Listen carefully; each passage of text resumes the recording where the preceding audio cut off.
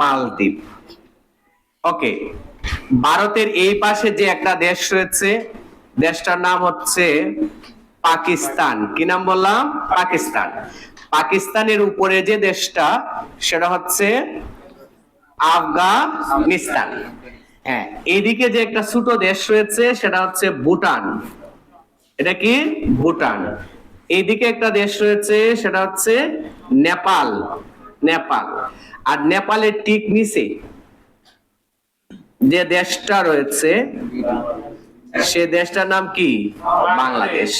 দেখ, আমরা বুঝতে পারলেই হচ্ছে, দ্রুত লিখতেছি তো। ওকে, তাহলে এই জায়গায় দক্ষিণ এশিয়ার কয়টা দেশ দেয়া আছে আমার স্পিকার? 8টা।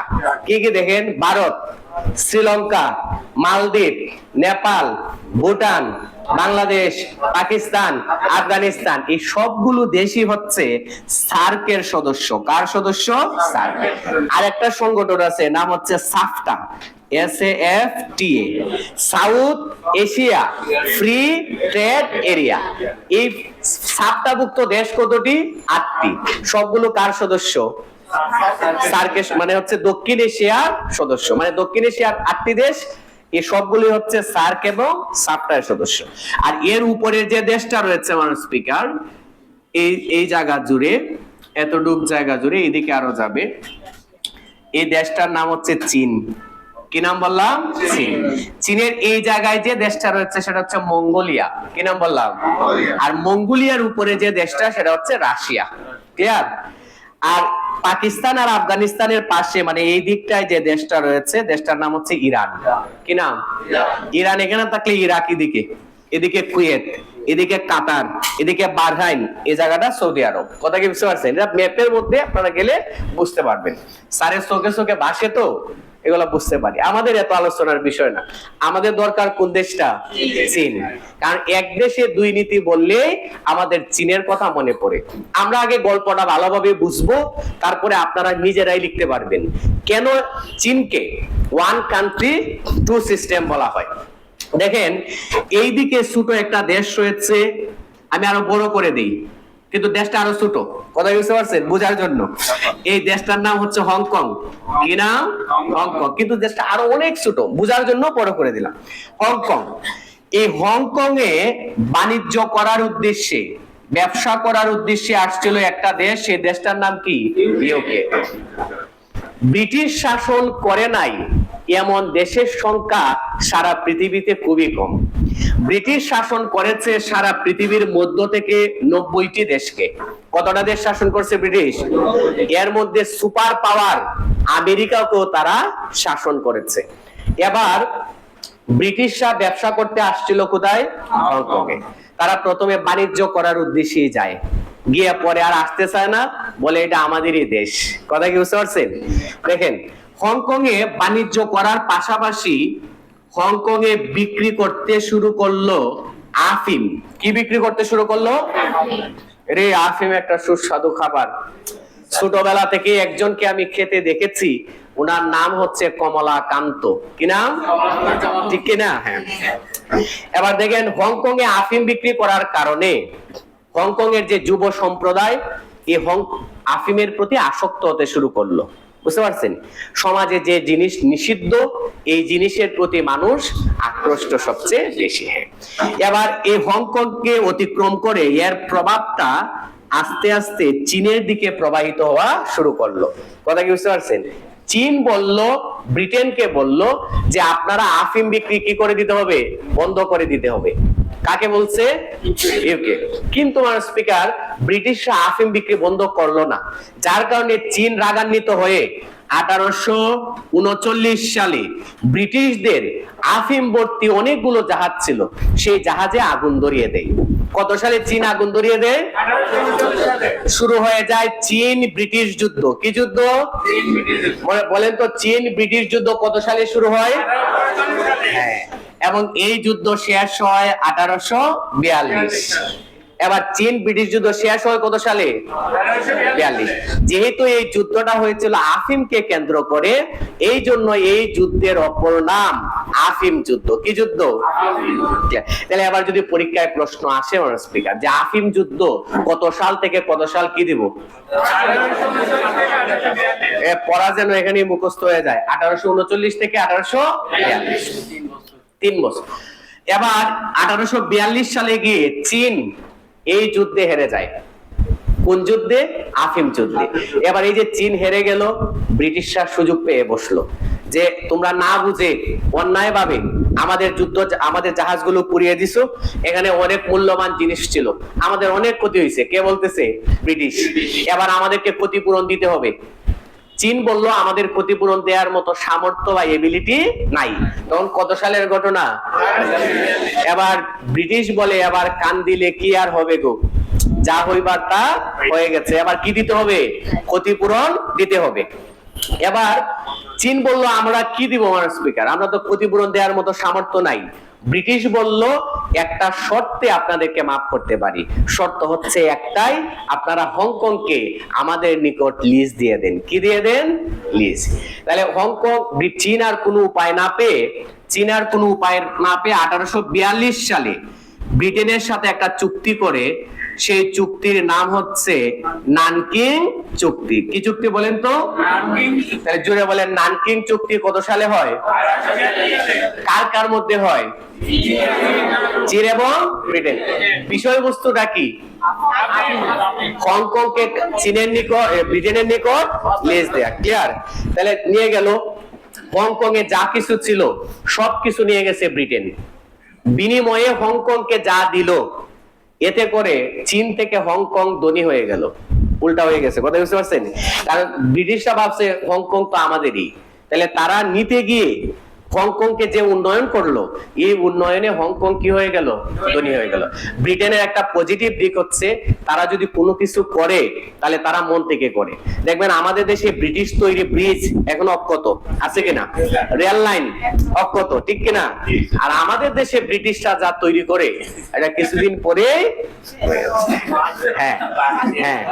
এবার ব্রিটিশরা, মাননীয় স্পিকার শুনেন, ব্রিটিশরা হংকং শাসন করেছে 156 বছর। কত বছর?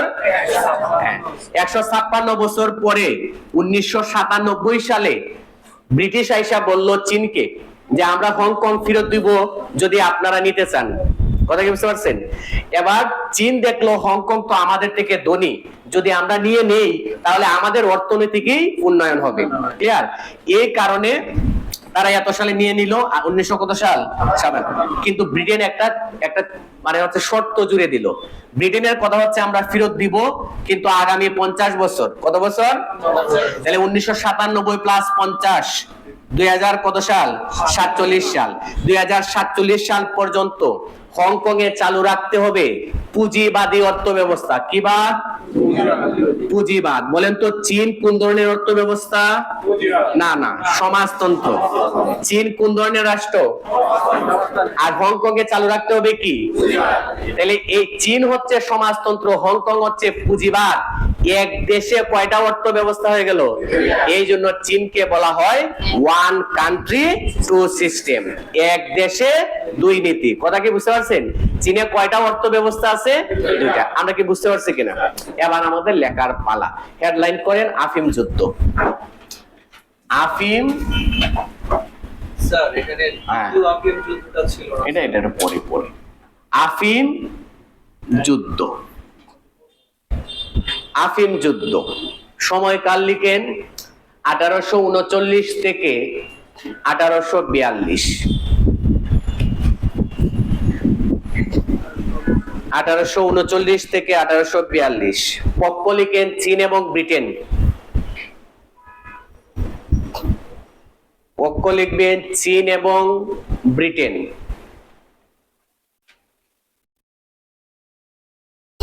পক্ষ হচ্ছে চীন এবং ব্রিটেন। লিখবো আমরা যুদ্ধে চীন হেরে যায়, নিজে স্টার দিয়ে, যুদ্ধে চীন হেরে যায়। লিখতে পারছি? ওকে। এরপরে লিখবো আমরা নানকিং চুক্তি হয়। দেখেন নানকিং চুক্তি যদি আপনি আলাদাভাবে মুখস্থ করেন এগুলা মনে থাকবে না, কিন্তু ঘটনাটা যাই না যদি মুখস্থ করেন তাহলে মনে থাকবো। নানকিং চুক্তি হয় 1842। দ্রুত লিখি, নানকিং চুক্তি হয় 1842। বিষয়বস্তু কি? হংকংকে ব্রিটেনের নিকট লিজ দেয়া, হংকংকে ব্রিটেনের নিকট লিজ দেয়া, মনে থাকবে? এ আপনাদের আমার বিশ্বাস নাই, লিখেন বিষয়বস্তু। হংকংকে ব্রিটেনের নিকট লিজ দেয়া, হংকংকে ব্রিটেনের নিকট লিজ দেয়া।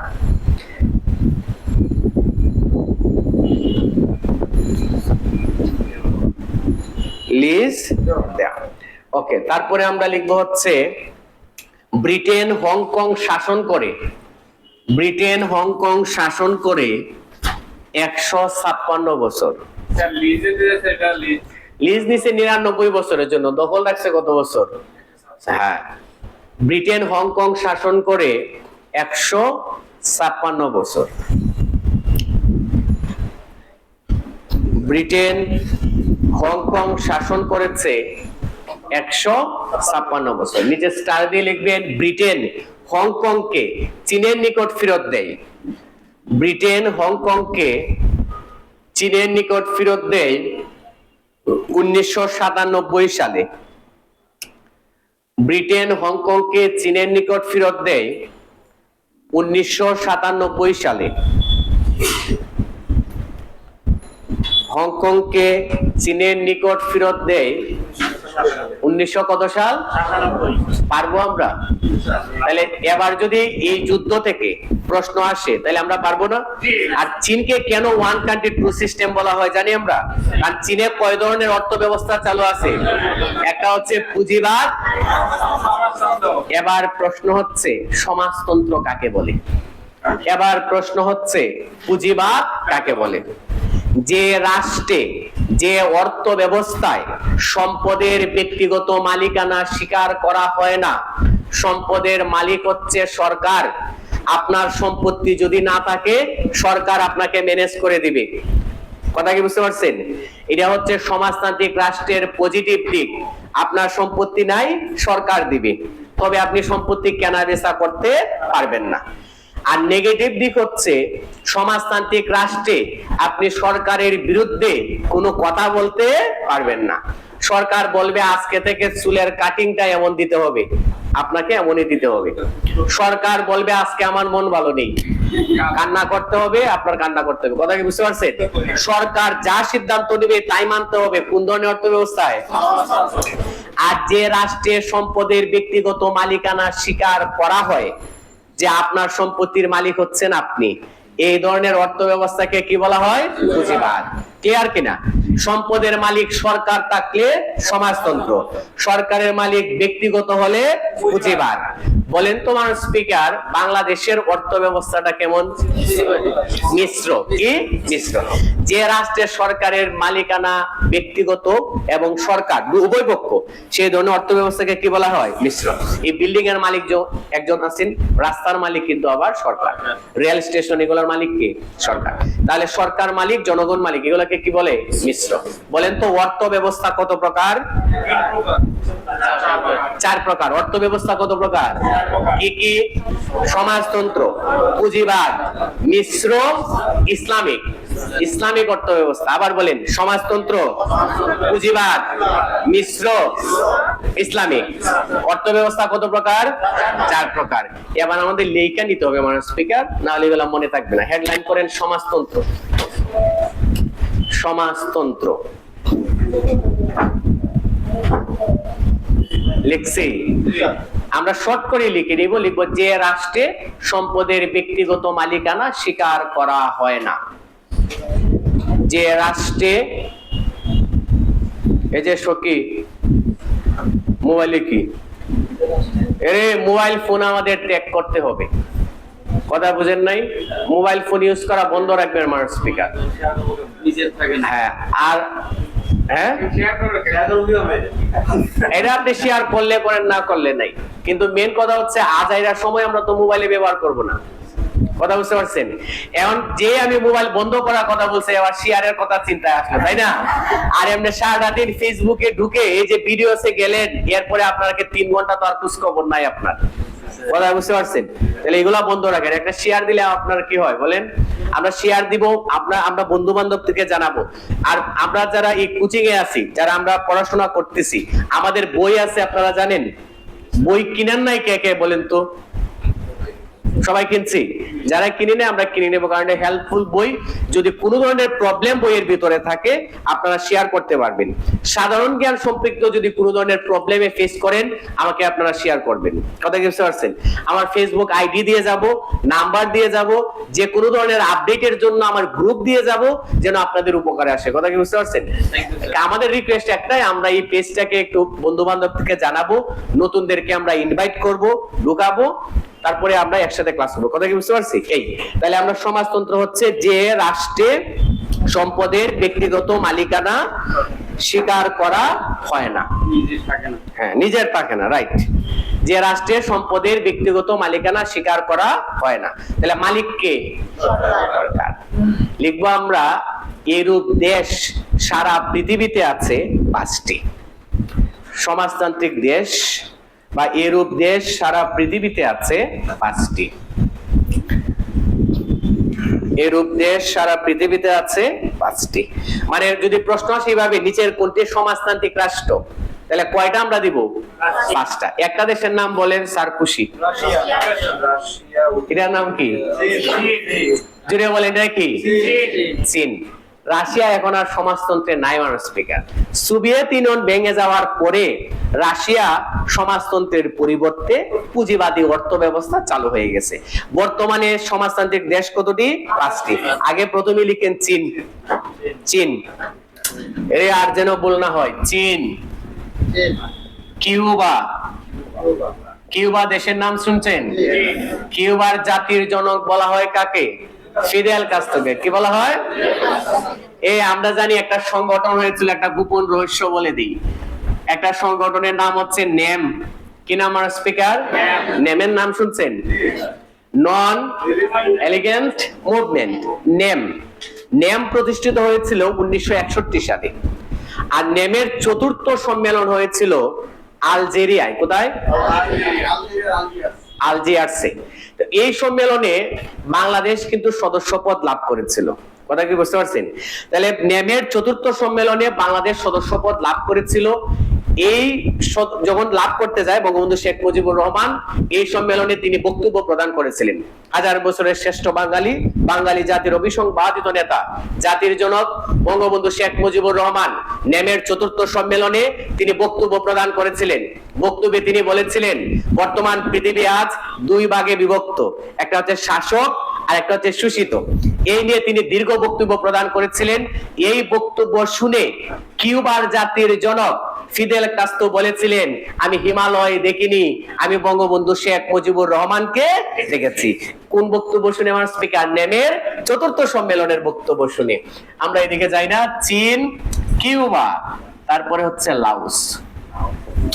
চীন, কিউবা, লাওস, ভিয়েতনাম। চীন, কিউবা, লাওস, ভিয়েতনাম। আর একটা হচ্ছে উত্তর কোরিয়া। উত্তর কোরিয়া। এই 5টা দেশই বর্তমানে সমাজতান্ত্রিক রাষ্ট্র। আর রাশিয়া কেন নাই, কিভাবে কি হলো, এগুলো আমরা পরের আলোচনার বিষয়। তাহলে আমরা এই 5টা থেকে যে কোনো একটা আনসার করতে হবে। যদি আপনার অপশন না থাকে তাহলে আমরা এই 5টা দেশের মধ্য থেকে যে কোনো একটা উত্তর দেব। যদি বলে নিচে একটি সমাজতান্ত্রিক রাষ্ট্রের নাম লিখুন, তাহলে আমরা কি লিখবো? উত্তর কোরিয়া। অথবা কি লিখতে পারবো? ভিয়েতনাম। এরপরে কি? লাওস, কিউবা, চীন। কয়টা দেশ আছে? লিখেন পুঁজিবাদ। না না, একটু রয়ে গেছে। লিখেন সমাজতন্ত্রের জনক। সমাজতন্ত্রের জনক কেউ জানি? বলেন। Karl Marx. লিখে দিচ্ছি। সমাজতন্ত্রের জনক হচ্ছেন কার্ল মার্কস। পারি জার্মানিতে। Karl Marx. তার একটা বিখ্যাত গ্রন্থ রয়েছে আমার স্পিকার, কেউ জানি? দাস ক্যাপিটাল। সমাজতন্ত্রের জনক বলা হয় কার্ল মার্কসকে। তার গ্রন্থের নাম হচ্ছে দাস ক্যাপিটাল। লিখছি কি আমাদের লিখতে কষ্ট হচ্ছে? লিখবো পুঁজিবাদ। পুঁজিবাদ পুঁজিবাদ লিখে লিখবো এটা ঠিক অপোজিট, যে রাষ্ট্রের সম্পদের ব্যক্তিগত মালিকানা স্বীকার করা হয়। সম্পদের ব্যক্তিগত মালিকানা বা যে রাষ্ট্রে সম্পদের ব্যক্তিগত মালিকানা স্বীকার করা হয়, যে রাষ্ট্রের সম্পদের ব্যক্তিগত মালিকানা কি করা হয়? স্বীকার করা হয়, তাকে কি বলা হয়? পুঁজিবাদী রাষ্ট্র। লিখব পুঁজিবাদের জনক। পুঁজিবাদের জনক কেউ জানি? সঠিক উত্তরদাতাকে কেয়া কসমেটিক্স কোম্পানির পক্ষ থেকে একটি সিঙ্গারা খাওয়ানো হবে। বলেন পুঁজিবাদের জনক কে? এই ইকোনমিক্স এর কেউ আছেন এখানে? অর্থনীতি সাবজেক্টে পড়াশোনা করছেন? কেউ নাই? আচ্ছা লিখেন। এখন বলবে না পুঁজিবাদের জনক হচ্ছেন অ্যাডাম স্মিথ। লিখবো আমরা পুঁজিবাদের জনক হচ্ছেন অ্যাডাম স্মিথ। বানান লিখে দিব। এই অ্যাডাম বানান পারি না।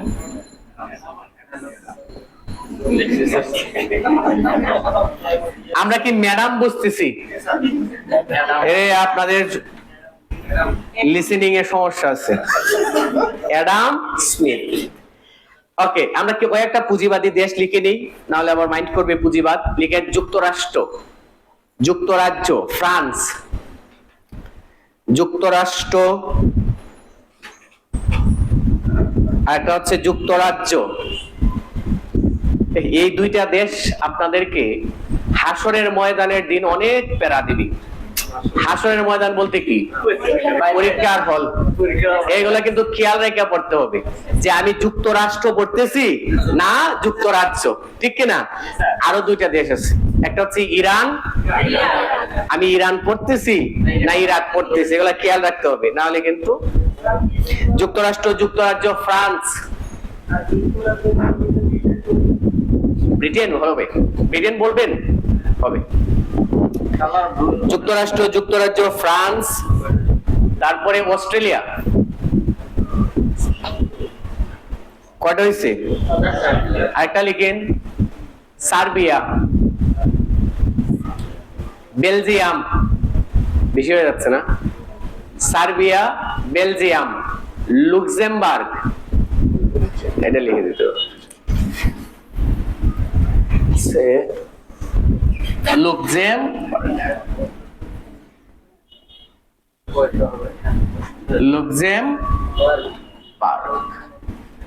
লুক্সেমবার্গ লেখা হয়েছে স্যার? ওকে, এবার আমরা যে দেশটা নিয়ে আলোচনা করব সেটা হচ্ছে সেনজেনভুক্ত দেশ। কি আলোচনা করব? সেনজেনভুক্ত। লিখেন, হেডলাইন করেন সেনজেনভুক্ত। হ্যাঁ, কি কি? যুক্তরাষ্ট্র কোন দেশ না, স্টেট। এদের অঙ্গরাজ্য হচ্ছে 50টা। অঙ্গরাজ্য কয়টা? 50টা। এই যুক্তরাষ্ট্র কয়টা অঙ্গরাজ্য নিয়ে গঠিত? 50টা। যুক্তরাষ্ট্র হচ্ছে 50টা অঙ্গরাজ্য নিয়ে গঠিত। 49তম অঙ্গরাজ্যের নাম হচ্ছে আলাস্কা। কি নাম? যেখান থেকে দাঁড়িয়ে দিন আর রাত একসাথে দেখা যায়। কোন জায়গাটা? আলাস্কা। আর 50তম অঙ্গরাজ্যের নাম হচ্ছে হাওয়াই দ্বীপপুঞ্জ। কি নাম বললাম? হাওয়াই দ্বীপপুঞ্জের নাম শুনছেন? স্পিকার, হাওয়াই দ্বীপপুঞ্জ দুইটি কারণে বিখ্যাত। একটা হচ্ছে হাওয়াই দ্বীপপুঞ্জে জন্মগ্রহণ করেছেন বিখ্যাত একজন ব্যক্তি, ওনার নাম হচ্ছে বারাক ওবামা। বারাক ওবামার জন্ম কোন স্টেটে? হাওয়াই দ্বীপপুঞ্জে। তাছাড়াও দ্বিতীয় বিশ্বযুদ্ধ চলাকালীন সময়ে হাওয়াই দ্বীপপুঞ্জ আক্রমণ করেছিল একটি দেশ, সেই দেশটার নাম হচ্ছে জাপান। কি নাম বললাম? জাপান কাকে আক্রমণ করেছিল? হাওয়াই দ্বীপপুঞ্জ কার? আমেরিকার। আমেরিকার মতো দেশকে দুঃসাহস আক্রমণ করার দুঃসাহস কে দেখেছে? জাপান। পার্ল হারবার জায়গাটার নাম কি ছিল? Pearl Harbor. তাছাড়াও হাওয়াই দ্বীপপুঞ্জের রাজধানীর নাম হচ্ছে হনুলুলু। হনুলুলু। এরে খগেন মালের বইয়ের জন্য ওষুধ আনার কথা ছিল হনুলুলু থেকে। জিও পাগলা সিনেমা। আমরা সিনেমা দেখি, দেখেন সিনেমা খুব সুন্দর সুন্দর বাংলা সিনেমা দেখতে পারেন। আমার কাছে কিছু লিস্ট আছে। স্বামী কেন আসামি, রাজু কেন মস্তান, গলায় গলায় প্রীতি, ভালোবাসতেই হবে। এটা দেখেন, এটা আপনাদের প্রিয় নায়কের। আপনাদের প্রিয় নায়কের কি নাম? জায়েদ খান। হ্যাঁ, এই সিনেমা বানাইছে ভালোবাসতেই হবে। হ্যাঁ, মেঘবাজি না? আমরা লিখবো সেনজেন ভুক্ত দেশ। সেনজেন ভুক্ত দেশ পড়ানো হয়েছে এটা। সেনজেন ভুক্ত দেশ, এটা রিসেন্ট। যেহেতু যুক্ত লাস্টে হয়েছে, এগুলো আসার একটা সম্ভাবনা আছে লাস্টের দেশটা। আমরা লিখবো হচ্ছে এক ভিসা। আগে লিখেন জলপথ, নিজে স্টার্ট দিয়ে লিখবেন জল, স্থল, আকাশ পথে, মানে জল পথে, স্থল পথে, আকাশ পথে। জল, স্থল, আকাশ বা বিমান পথে। এক ভিসা, এক ভিসা, ভিসা বা লিখে দিছি, আকারটা হবে না? দেখছো, এটা ভুল দোষ। জল, স্থল, আকাশ পথে এক ভিসা বা ভিসা ব্যতীত, ভিসা ব্যতীত, উইদাউট ভিসা, এক ভিসা বা ভিসা ব্যতীত ইউরোপের, ভিসা ব্যতীত ইউরোপের দেশগুলোতে, ইউরোপের দেশগুলোতে, ইউরোপের দেশগুলোতে লিখছি অবাধ চলাচলের ব্যবস্থাকে, অবাধ বা হচ্ছে ফ্রি বলতে পারেন, হ্যাঁ, উন্মুক্ত। আবার প্রথম থেকে বলি, জল, স্থল এবং আকাশ পথে এক ভিসা বা ভিসা ব্যতীত ইউরোপের দেশগুলোতে মুক্তভাবে চলাচল করার প্রক্রিয়াকে সেনজেন বলে, সেনজেন মুক্ত দেশ বলে। ও চলাচল উন্মুক্তভাবে চলাচল করার সুবিধাকে, বিভিন্ন ভাবে লিখে যায়, উন্মুক্তভাবে চলাচল করার সুবিধাকে কি বলা হয়? সেনজেন মুক্ত দেশ। লিখতে পারছি মানুষ স্পিকার? তাহলে একটা ভিসা দিয়ে ইউরোপের বিভিন্ন দেশে জলপথে, স্থলপথে, আকাশপথে চলাচল করার সুযোগটাকে কি বলা হচ্ছে? সেনজেন। লিখবো লুক্সেমবার্গের একটি গ্রামের নাম সেনজেন। লুক্সেমবার্গের, লুক্সেমবার্গের একটি গ্রামের নাম সেনজেন। লুক্সেমবার্গের একটি গ্রামের নাম সেনজেন। লিখতে পারছি? এই গ্রামের নাম অনুসারে এই চুক্তির বা এই বিষয়টার নাম রাখা হয়েছে কি? সেনজেন মুক্ত। ওকে, লুক্সেমবার্গ লিখবো আমরা, নিচে স্টার দিয়ে লিখবো। এই চুক্তিটি হয়, এটা কিন্তু একটা চুক্তির মাধ্যমে প্রতিষ্ঠিত হয়। লিখবো চুক্তিটি হয় 14 জুন, চুক্তিটি হয় 14 জুন 1985 সালে। চুক্তিটি হয় 14 জুন 1985। এই চুক্তিটি হয় 14 জুন 1900 কত সালে? 85 সালে। ওকে, তাহলে প্রশ্ন আসবে এইভাবে, সেনজেন চুক্তি কত সালে স্বাক্ষরিত হয়? হ্যাঁ, লুক্সেমবার্গের একটি গ্রামের নাম কি? সেনজেন। ক্লিয়ার? আমরা আবার নিচে স্টার দিয়ে লিখব প্রথম স্বাক্ষরকারী দেশের সংখ্যা। প্রথম স্বাক্ষরকারী দেশের সংখ্যা 5টি। প্রথম স্বাক্ষরকারী দেশের সংখ্যা কতটি? 5।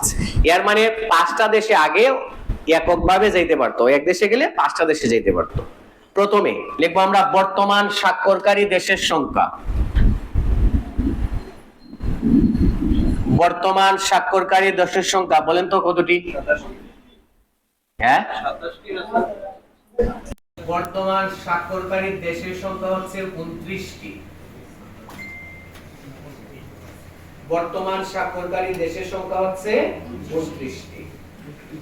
হ্যাঁ, লিখবো আমরা সর্বশেষ দেশের সংখ্যা, মানে সর্বশেষ সদস্য।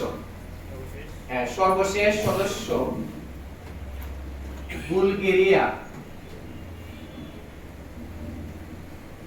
সর্বশেষ সদস্য বুলগেরিয়া ও রোমানিয়া। মানে আগে তো 27টা ছিল, তাই তো? এবার সর্বশেষ স্বাক্ষরকারী দেশ কয়টি? 2টি। এবং 29টা সর্বশেষ স্বাক্ষরকারী দেশ হচ্ছে বুলগেরিয়া এবং রোমানিয়া। 31 মার্চ 2024। 31 মার্চ 2024। তাহলে কিছুদিন আগের ঘটনা, একদম রিসেন্ট আপডেট। তাহলে পরীক্ষায় প্রশ্ন আসবে।